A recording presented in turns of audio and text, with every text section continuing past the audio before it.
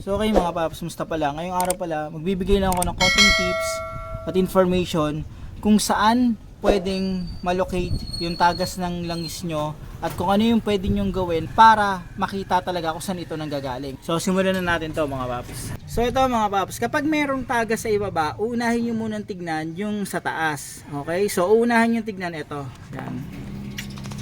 So nakita nyo yan, ito. Yan. So titignan nyo yung kantuhan nitong valve cover. Tignan nyo kung may tagas yan. Ito. Tignan nyo rin sa gilid, sa likod. Silipin nyo yan. Paikot yan mga paps. So ito, kapag may tagas to, posibleng ano na to, malutong or paliti na yung pinaka valve cover gasket. So yung valve cover gasket nyan, nasa loob yan. Ngayon, pwede rin ang gagawin yung diskarte, ito-torque nyo ng maayos. So may pagkakataon na gano'n na hindi lang nahigpitan or lumuwag na siya kaya tumatagas. So dito tayo mga paps yan sa ilalim. So itong nakikita nyo, ito yung pinaka drain plug ng engine oil. So i-check nyo rin yan. Ito kapag na-loose thread o kaya hindi maayos yung pagkakahigpit, posibleng tumagas yan. May pagkakataon din na palyado at palitin yung washer. Yung posibleng tumagas dyan. So i-check nyo yan. Natin ito mga paps, basic din yan, yung oil filter. Okay, so may pagkakataon yan mga paps kapag hindi maayos ang higpit. Nakita ko sa inyo yan, pag hindi maayos ang higpit, makikita nyo tatagas yan dito. Yan, magsisimula yan doon sa pinakataas, sa pinakapagkakabitan tatagas yan. So siguraduhin yung maayos ang higpit ito. Hindi naman todo pero siguraduhin yung lapat yung dulo niya doon. Okay, so ayan siya. So dito pa rin tayo sa oil filter na part mga paps. So, etong oil filter, nakakabit yan dito. So, meron yung oil filter housing. Dun sa banda doon, yung pinagkakabitan ng oil filter housing, meron yung gasket mga paps. So, kapag may tagas na, kala nyo dito nanggagaling, i-check nyo rin yun. Yan, dun sa part na yun. Okay? So, kailangan tanggalin yan, tapos makikita nyo, meron yung gasket. So, double check nyo rin yan mga paps. So, okay mga paps, dito naman tayo. So, ito yung pinaka-engine oil pa natin. So, may pagkakataon, pagkatagalan, dito tumatagas yan. Marami rin pagkakataon na halimbawa nag-oil pan cleaning kayo, yan, in-oil pan cleaning nyo, binaklas nyo to, tapos nun, hindi nyo nahigpitan or hindi nyo nalagyan ng gasket o kaya manipis yung pagkakalagay nyo ng beta gray, malaki posibilidad mga paps tatagas yan. Okay? So yan, i-check nyo to. Sa mga paps, dito naman tayo. Ito yung oil pan ng transmission yan. So automatic transmission yan mga paps. So makikita nyo yun, yung pinaka drain plug, i-check nyo. Pag hindi maayos ang pagkakahigpit nyan, may tendency na dyan magli-leak. Ito pa isa madalas mga paps. Yan, kapag yung oil pan, manipis din ang pagkakalagay ng beta gray, malaki posibilidad din na dyan magli-leak. Sa mga paps, dito naman tayo. Ang nagiging problema naman dito ay yung rear crankshaft oil seal or yung main seal.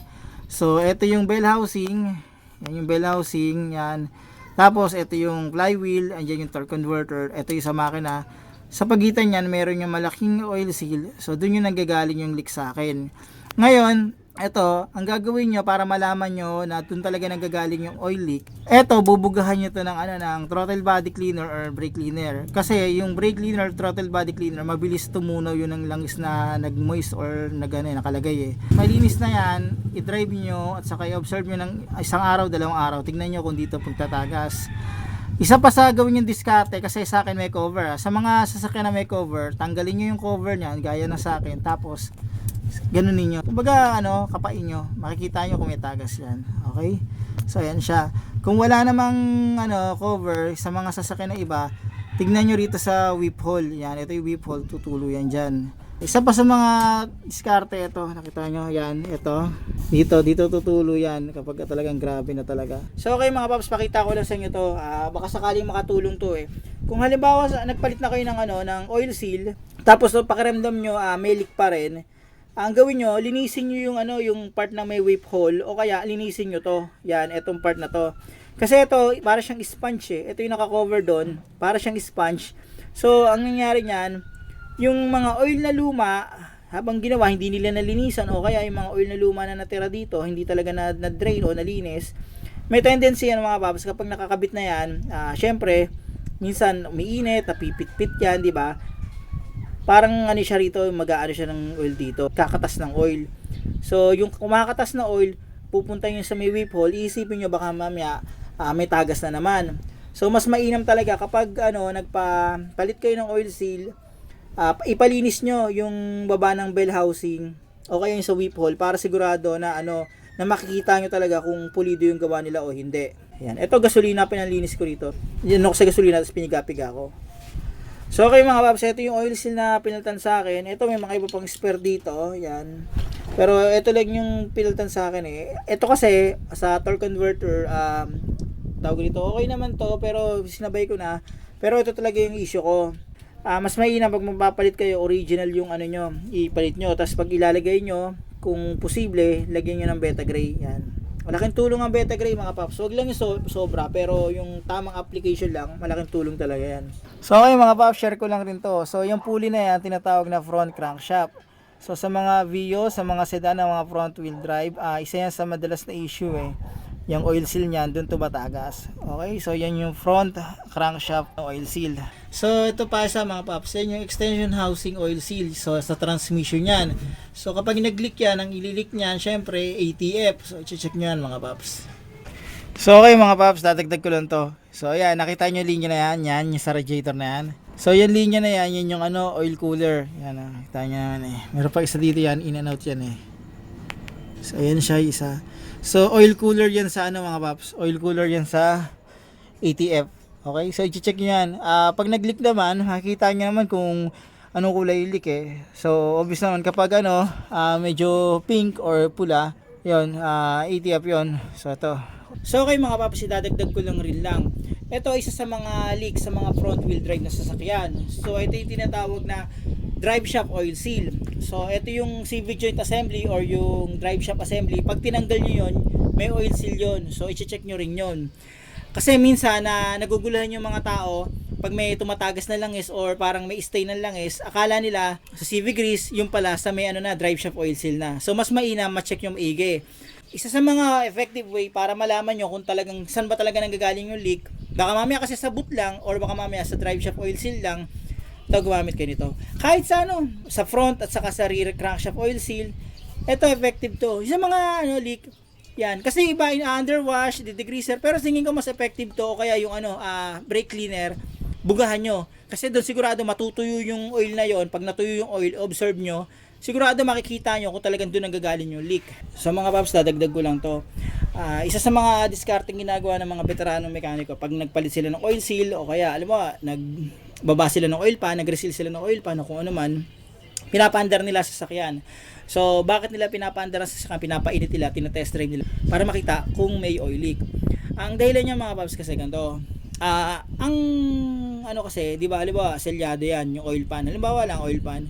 Syempre, mga paps, may pressure yan sa loob. So, konting sablay mo lang, konting sablay ng pagkakalagay mo ng gasket, hahanap talaga na lalabasan yan.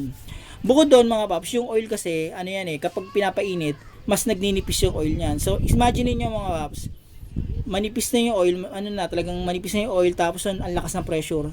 Tapos may sablay na konti. Halimbawa, ito yung oil pan nyo, yan, kadikit, di ba? Tapos may konting sablay lang ng pagkakasil nyo, konting sablay na gasket. Hahanapan niya talaga na lalabasan yun. Kumbaga, dun siya lalabas kapag sablay yung pagkakasil nyo ng gasket doon sa part na yon. Okay? So, yun yung ginagawang discardor ron. Pinapainit muna nila, test drive. Tine-check nila kung mag-leak sa ginawa nilang trabaho, mga paps. So, okay mga paps, nung nag-change oil ako, meron akong ginawa. Hindi ko na lang pinakita sa inyo, pero in-observe ko kasi kung ubra. So, naglagay ako ng isang ganto. Yan. Titingnan ko kasi kung uubra na gagana siya na maparestore yung rubber nito. Kumbaga, mapigilan yung leak nito. Sa kasamang palad mga paps, hindi umubra tong Hardex. Okay, so nagbasa naman ako ng review nito. Nag-check ako ng review. Talagang kinalkal ko yung mga yung mga review ng mga gumamit ito. Ito, effective daw to talaga sa sa power steering. So, pag may leak yung power steering nyo, yung hydraulic power steering mga paps, ito ginagamit. May mga inang nagsasabi na umubra daw to. Pero hindi ko alam talaga kung talagang umubra kasi ilan lang naman. Yung kay Scotty Kilmer, yung 80 ba yon? 80. Nakalimutan ko yung yung brand niya. Babalak sana akong nagbabalak sana akong bumili noon pero medyo may kamahalan yon. Kung di ako nagkakamali, around 2,000 to 2,500. Tapos maliit lang siya. Effective daw yun, sabi ni Scotty Kilmer. Pero hindi ko sigurado mga paps. So, ang take ko rito mga paps, kalimbawa lang na susugal kayo sa ganito, siguro kung main seal, halimbawa main seal yung issue nyo, sa tingin ko wag na kayong gumamit ito. Kasi medyo sayang lang pera eh. Kasi hindi naman umubra. Sa akin hindi umubra. Sabi kasi nila pag konting lang leak, kaya. Pero wala, sa akin hindi umubra. Pero ito, nung nagbabasa ako ng review nito, sa power steering, maraming nagko-comment doon na effective daw talaga ito sa power steering. Yung leak sa power steering mga paps. Pero sa engine, sa transmission, ewan ko, bahala na lang kayo kung susugal kayo sa ganito. Pero sa akin, opinion ko, kung yun ang problema nyo, main seal, wag na kayong sumugal sa ganito mga paps. Sayang lang pera. So paano mga paps, hanggang dito lang yung video ko. Sana kahit paano itong video na to, nakatulong to, o nagkaroon kayo ng idea kung ano yung mga dapat nyong gawin kapag mayroong oil leak ang sasakyan nyo. Okay? Ano mga paps, kung may dadagdag kayo, lagay nyo na sa comment section. Ano mga paps, maraming salamat sa inyo.